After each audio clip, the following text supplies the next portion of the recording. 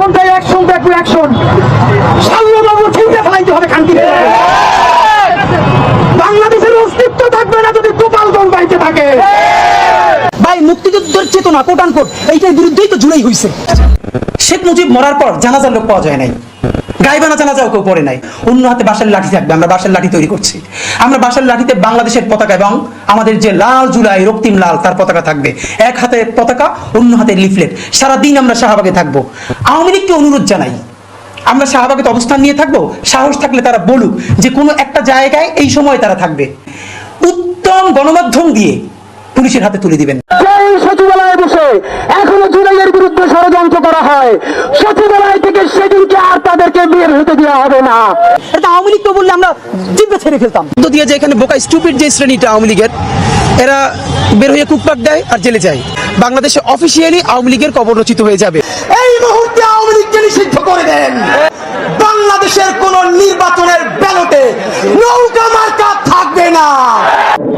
এই যে গৃহযুদ্ধটা হওয়ার কথা ছিল হইল না, তো অশান্তি তো কিছু থাকবেই। আমরা তো রাষ্ট্র গঠন করবো। আওয়ামী লীগের, খুনি লীগের, জঙ্গি লীগের জন্ম ভারতে, তাদের মৃত্যু ভারতে। এই যে আমাদের মুখের ভাষা খারাপ হয়েছে কেমনি? শেখ হাসিনা বানাইছে। মানে লীগের মতো একটা গণহত্যাকারীরে পিটিয়ে পারে একটা জেনারেশনের সৌভাগ্য না? অবশ্যই। খাজা গফর আদায়ের জন্য যদি ওরা আমাদেরকে সুযোগ দেয় তাহলে তো আমরা এই ভালো কাজটা করতে পারি। কি করে এটা পারে আজকে এটা আমরা দেখতে চাই। মানে আওয়ামী লীগ অনেক কিছু পারে না, তো আজকে কি করে এটা পারে এটা দেখানো দরকার আওয়ামী লীগ। আর নইলে এগুলো সব বোগাস কথা, ইন্ডিয়ান ন্যারেটিভ। সচিব ওয়াজের জয়, এটার নাম বলা ঠিক না, এটার নাম হলো অটিস্টিক জয়। কাছে থেকে খায় ঘুমায়, তারা ওখানে কি প্রেম করে? দুই পুরুষ হতে প্রেমও করা যায় না। ওরা সমকামী কিনা আমরা জানি না, তাহলে করে কি? এই বাংলাদেশের তথ্য কোথায় এখন নাই? যদি কেউ মারতে চাই, ছিঁড়ে ফেলাইতে চাই, ঘোষণা দিয়ে যাবে ইনশাআল্লাহ। আওয়ামী লীগের জন্ম ভারতে, তাদের মৃত্যু ভারতে। যদি এমপি হইতে পারে ইনশাআল্লাহ, বাকি 299 জন এমপি প্ল্যান বের করে ফেলবো। আপনারা দেখেন না আমরা কি পারি না পারি। গত 1.5 কথা হলো যে এই যে উসমান হাদি জীবন হারালো, শহীদ হলো, এর দায় কি স্বরাষ্ট্র উপদেষ্টার না? এর দায় কি সরকারের না?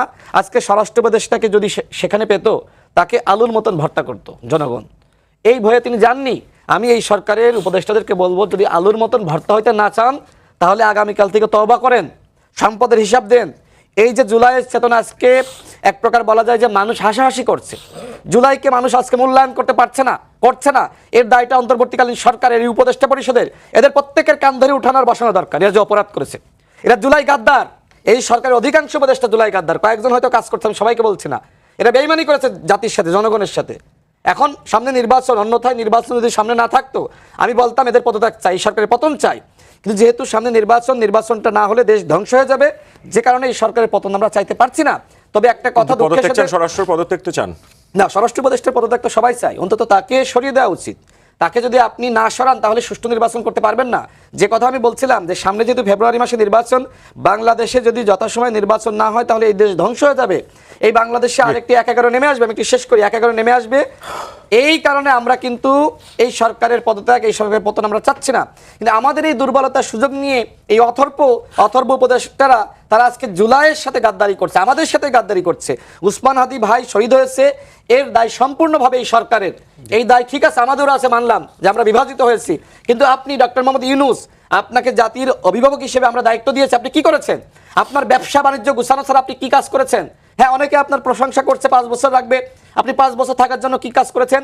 আপনি যদি 5 বছর থাকার জন্য আমাদেরকে দৃশ্যমান কাজ দেখাতে পারতেন।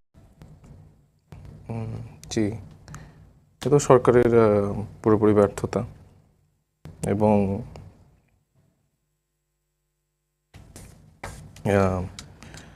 শরীফ ওসমান হাদি খুবই মানে কম সময়ে আমরা তার মধ্যে যে গুণাবলী দেখেছি সেটা আসলে মানে আমরাও অনেক ক্ষেত্রে এখন লজ্জিত হচ্ছে যে আসলে আমরা কিসের মোহে, কিসের পেছনে দৌড়াচ্ছি। মানে যেখানে এই মানুষটা প্রথম থেকেই, জুলাইকে যদি একজন কেউ ওন করে থাকে, আমার মনে হয় যে শরীফ ওসমান হাদি। তার অনেক ক্লিপই এখন, মানে আমি আগেও দেখেছি, আমার সাথে বেশ ভালো একটা সম্পর্ক তার আছে। এবং তিনি একটা শোতে বলেছিলেন যে জুলাইয়ের একজন আহত বলছিল যে তাকে কি কোনোভাবে তার চোখের 1 সপ্তাহের জন্য দেয়া যায় কি না, সে তার মাকে দেখতে চায়। তো সেটা বলে সে খুবই ইমোশনাল হয়ে গেছিল। এবং সেই মানুষটাকে মনে করে এখন আমাদের কথা বলতে হচ্ছে এটা আমাদের জন্য খুবই কষ্টজনক। এবং রাশেদ বললেন যে তার মেয়ের কথা বলছিল যে সে বলতে পারে নাই যে তাকে একটু দেখেন, কিন্তু দেখেন আমরা তাকে নিয়ে এখন রাজনীতি করছি। আমরা হচ্ছে আমরা এখন তাকে নিয়ে লিটারালি রাজনীতি করছি, লাশ নিয়ে এখন রাজনীতি হচ্ছে। এবং শরীফ ওসমান, যার আরেক নাম ছদ্মনাম সীমান্ত শরীফ নামে তিনি লেখক ছিলেন, দারুণ কবিতা লিখতেন, এবং এরকম একজন কালচারাল প্রতিষ্ঠান গড়ার একজন কারিগর, যেই চিন্তা, যেই মানসিকতা দিয়ে আসলে বাংলাদেশকে নতুন করে গড়তে চেয়েছিল, যে স্বপ্ন তিনি দেখেছিলেন, সেটা আমরা কতটুকু ওন করতে পারছি। আমরা এখন প্রচণ্ডভাবে ইমোশনাল নামনেসের ভিতর দিয়ে যাচ্ছি, এবং সেই জায়গা থেকে জাতি হিসেবে সবাই আমরা প্রচণ্ড ইমোশনাল।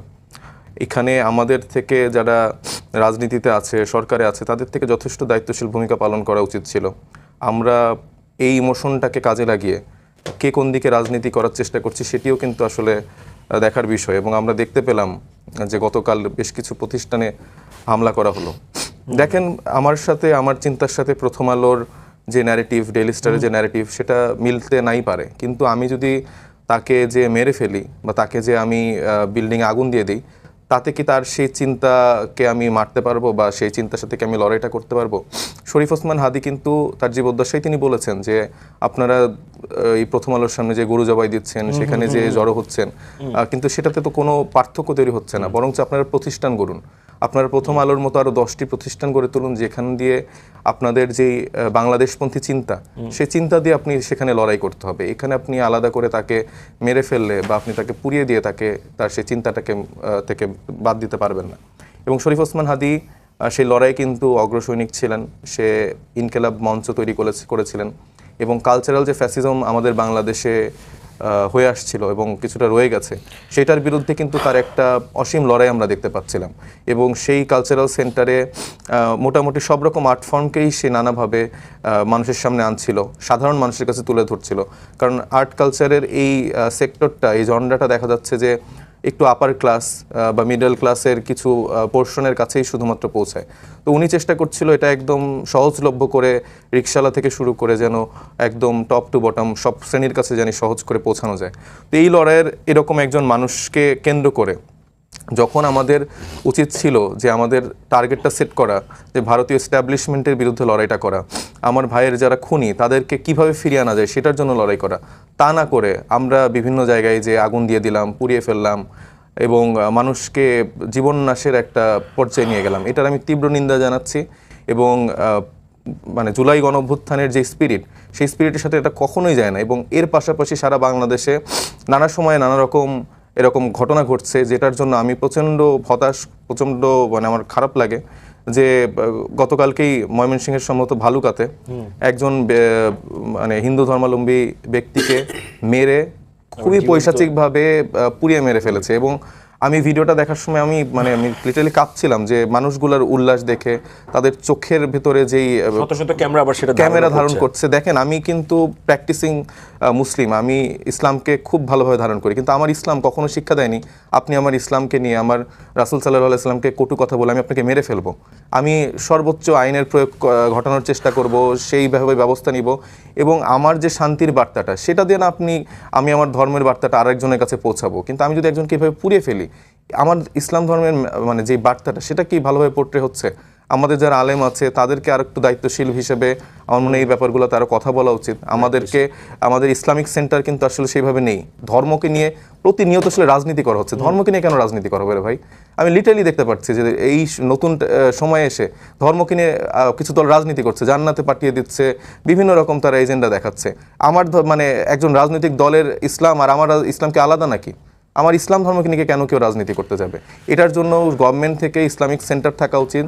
আমাদের এই ইসলাম, আমাদের যেই অন্যান্য ধর্ম, যাদের যেই ধর্ম তাদের প্রকৃত অর্থে সেই শিক্ষায় শিক্ষিত করাটা হচ্ছে যে আমাদের রাষ্ট্রের কাজ, আমাদের যারা ইসলামিক স্কলার আছে তাদের কাজ। কিন্তু আমরা এই মানে হুজুগে মানুষ এদিকে যেতে বললে বা অন্যদিকে যেতে বললে আমরা সেখানে চলে যাই, এবং এটার কিছু রাজনৈতিক ফায়দা এখন আমরা দেখছি নেওয়ার চেষ্টা করছি। এখান থেকে বের হয়ে এসে শরীফ ওসমান হাদিকে আমাদের সবাইকে ওন করে দলমত নির্বিশেষে তার যে স্বপ্ন ছিল যে সুন্দর বাংলাদেশ যেখানে ইনসাফ ভিত্তিক, সে বলেছে আমার শত্রুর ক্ষেত্রে হচ্ছে ইনসাফ চাই।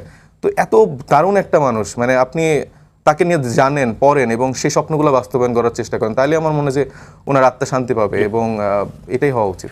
ধন্যবাদ। শরীফ ভাই, আপনার কাছে একটু শুনতে চাই, একটা আমি জানি না সরকারের গোয়েন্দা সংস্থার কাছে এসব তথ্য থাকে কিনা, একটা নিউজ দেখলাম যে আগামীকাল হাদির জানাজাকে কেন্দ্র করে ঢাকায় প্রচুর জনসমাগম হবে এবং তার মধ্য দিয়ে বিপ্লবী সরকার গঠনের একটা ষড়যন্ত্র বলেন বা একটা কৌশল বা একটা ম্যাপিং হচ্ছে। ধন্যবাদ। আগের যে অংশের আলোচনার মধ্যে কিন্তু আমি বলেছি যে এই লাশটাকে কেন্দ্র করে এক ধরনের রাজনীতি করা হচ্ছে, মানুষের আবেগ, ইমোশন, সেন্টিমেন্টকে ব্যবহার করে রাজনৈতিক সুবিধা নেওয়ার চেষ্টা করা হচ্ছে এবং এই সুবিধা যে যেভাবে পারছে সে সেইভাবে নিচ্ছে। শেষ পর্যন্ত আমি যেটা আগে বলেছি যে এই যে শিশু কন্যাটি দেখা যাবে যে কেবল সে তার বাবাকে হারিয়েছে, কিন্তু হাদির যে আত্মত্যাগ, আপনি খেয়াল করবেন যে গণ অভ্যুত্থানের যে পোস্টার বয় যারা ছিল তাদের অনেকের জনপ্রিয়তাকে ছাড়িয়ে গেছে কিন্তু হাদি গত এক বছরে। কারণটা কি?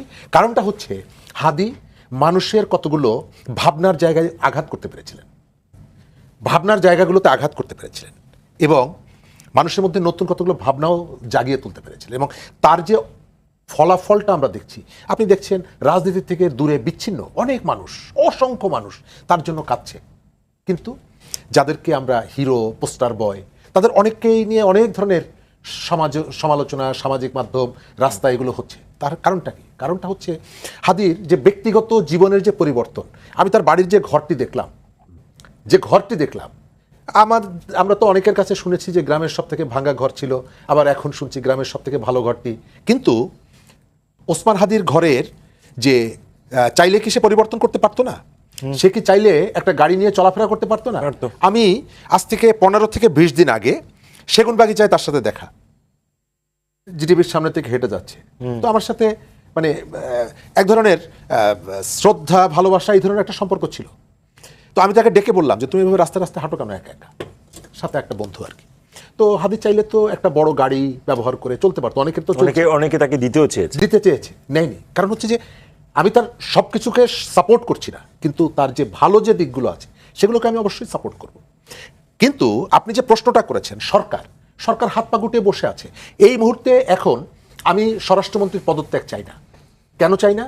পদত্যাগ চাই না, আমি মনে করি যে সরকারের দায়িত্ব হচ্ছে তাকে অপসারণ করা, সরকারের দায়িত্ব হচ্ছে তাকে অপসারণ করা, পদচ্যুত করা, কারণ তিনি তো চরমভাবে ব্যর্থ এবং এই যে ব্যর্থতার যে ক্রোধ সেটি কিন্তু উনি আটকে রাখতে পারেন না, যেভাবে আচরণ করেন।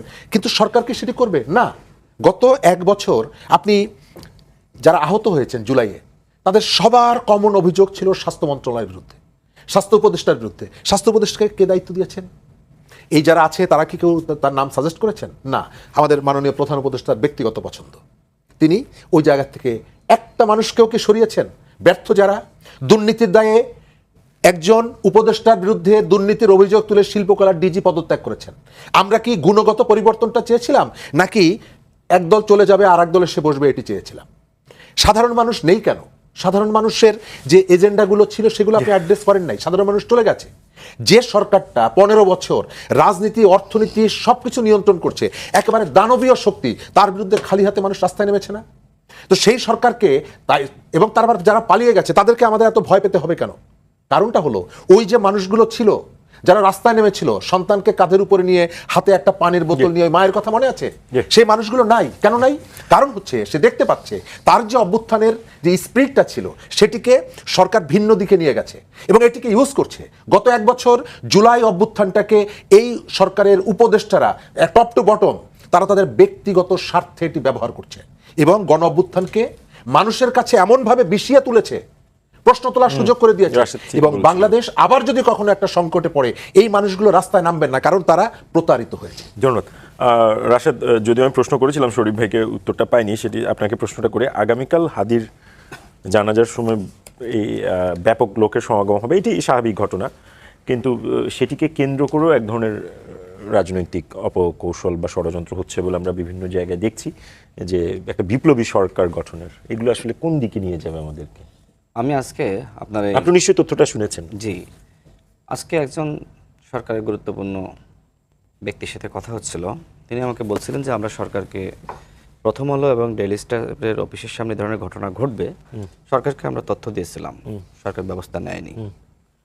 আগামীকাল কি ঘটবে আমি জানি না, তবে এই মুহূর্তে যে কোনো ঘটনা ঘটতে পারে। ফেব্রুয়ারি মাসে নির্বাচন হবে, ফেব্রুয়ারির 12 তারিখে। এটি নিয়ে সরকারের প্রস্তুতি, জনগণের প্রস্তুতি রয়েছে। তবে একটি মহলের প্রস্তুতি রয়েছে নির্বাচন বানচাল করার। দেখেন, এই মুহূর্তে আমরা যারা গণ অভ্যুত্থানের শক্তি ছিলাম, তাদের কেউ কেউ আবার নির্বাচন চায় না। এর মূল কারণটা হলো তারা মনে করছে যে আমরা এই সরকারের সময়ে যতটুকু আমাদের মানে সরকারের সুযোগ সুবিধা পেয়েছি বা আমাদের নিজেদের মতন করে এই সরকারকে সাজিয়ে নিতে পেরেছি বিভিন্ন জায়গায়, যদি আগামীতে আমরা Setup নষ্ট হয়ে যাবে। কোনোভাবে ক্ষমতায় না আসতে পারি, সেই সেটআপটা থাকবে না, বা আমরা ক্ষমতার ওই ধরনের পার্ট না হলেও থাকবে না। তো সেই জায়গা থেকে অনেকে নির্বাচনটা চাচ্ছে না, যদিও মুখে বলছে যে ওসমান হাদিকে হত্যা করা নির্বাচন বানচালের ষড়যন্ত্র, বাট আসলে আমরা তো জানি যে কে নির্বাচন